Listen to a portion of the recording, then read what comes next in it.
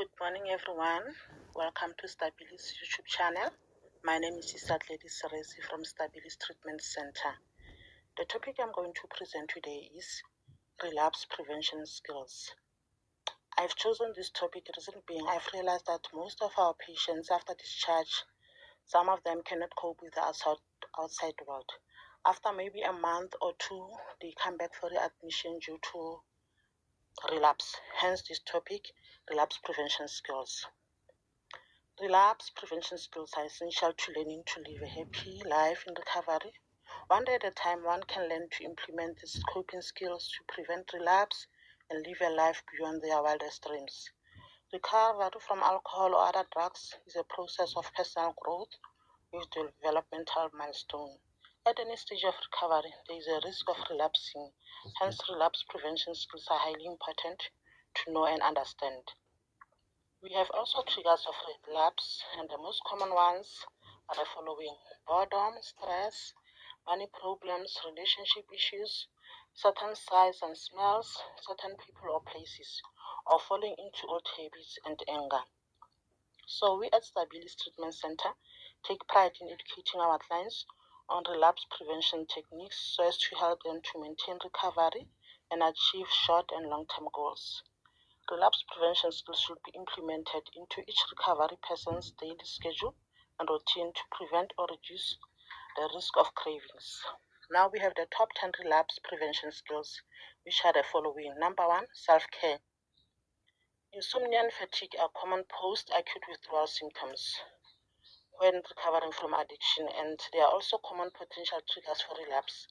So by implementing physical exercises and a balanced diet, one can improve their quality of sleep. This can be done by setting a structured sleep, exercise, and eating schedule. By doing this, one can retrain the body to sleep better and will help reduce the risk of relapse. Number 2 is HALT. HALT is an acronym for the following: hungry, angry, lonely, and tired. Whenever feeling a craving to use, or in general feeling anxious, ask yourself if you are feeling any of these symptoms, because they are also most common triggers of relapse. By doing a regular inventory of HALT, one can help prevent the risk of relapse. Number 3 is mindfulness meditation. Mindfulness meditation is a concept that teaches individuals to become more self-aware. When we are more self-aware, we are better able to cope with potential triggers to relapse. The core concept of mindfulness is paying attention, awareness, or focus on what you are doing, where you are, and who are you with. Number 4 is know your triggers. Triggers can be internal, for example, anxiety, irritability, stress, anger, and low self-esteem. Or they can be external, for example, people, places, or things that remind one of their past use. Making a list of internal and external triggers is a very efficient way to gain awareness of one's triggers and reduce the risk of relapse. Number 5, join a support group. Participating regularly in a support group such as Alcohol Anonymous or Narcotics Anonymous provides support, accountability, education, and the ability to meet peers who understand what you are going through. Hence, at Stabilis Treatment Center, we also have a survivor support group for outpatients who have completed their program so that they don't feel lonely and isolated, so as to prevent relapse. Number 6, grounding techniques. Stress and anxiety are often the biggest obstacles when it comes to recovery. A helpful relapse prevention technique is a grounding technique called 5-4-3-2-1 coping technique. It takes you through the 5 senses to focus on the moment and avoid thoughts of using alcohol or other drugs, anxiety, negative self-talk, and other unhealthy thoughts of feeling that may lead someone to want to use to escape. Those 5 steps for grounding technique are as follows. Step number 5, acknowledge 5 things you see around you.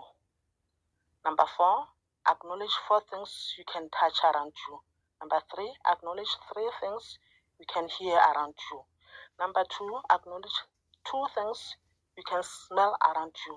Number 1, acknowledge 1 thing you can taste around you. And this exercise is with a deep breath, long, deep breath. Focusing on your senses will help you gain self-awareness and increase mindfulness, which will help you accomplish daily tasks, overcome unhealthy thoughts or feelings, feel more in control and less overwhelmed, and reduce risk of relapse. Number 7, deep breathing. Many people do not know how much control they have over their lives by simply changing their breathing pattern. Breathing is control to life. Is central to life also. It is connected to various essential functions throughout our bodies and also has a large effect on our brain chemistry. Breathing greatly impacts our emotion and helps regulate over our overall mood. This is why deep breathing is so essential with our mental health. Deep breathing releases neurotransmitters. Remember, neurotransmitters are body chemical messengers. So those neurotransmitters from the brain, they release neurotransmitters which trigger feel-good chemicals, resulting in relaxation, happiness, and pain reduction. Deep breathing also encourages our body to exhale toxins. A useful deep breathing technique is the 4x4. Take 4 deep breaths in through your nose and hold, then release for 4 seconds. You should also feel your diaphragm moving in and out while you breathe. Deep breathing is an excellent relapse prevention technique because it can be utilized visually anywhere without anyone knowing you are doing it. Number 8, make an emergency contact list. When an urge comes, it can be difficult to manage it, especially in the beginning of recovery. A very helpful relapse prevention skill is making a list of healthy family members or friends who are also in recovery that you can call for support. Having a safe person to talk to can help you get past the craving and remember why you do not want to return to your previous behaviors. Keeping that list on you at all times is important because it is readily available resource you can use by quickly calling someone safe. Number 9, play the tape through. If you find yourself having a desire to drink or get high and you are debating what to do, a great tool is playing the tape through first. To play the tape through, you must play out what will happen in your mind until the very end. Imagine what will happen in the short and long-term future if you decide to drink or use. Think of the consequences that will occur if you use versus if you did not use. This can help with your decision making and reduce the risk of relapse. Number 10, get help. The fear of relapse can be debilitating. However, it does not have to be when you have a fully prepared toolbox of healthy coping strategies like these 10 ones I have just mentioned to you. Implementing these relapse prevention skills into your daily schedule can greatly help reduce the risk of relapse. If you have found this presentation to be beneficial to you, please like, share, and subscribe. Thank you. Bye.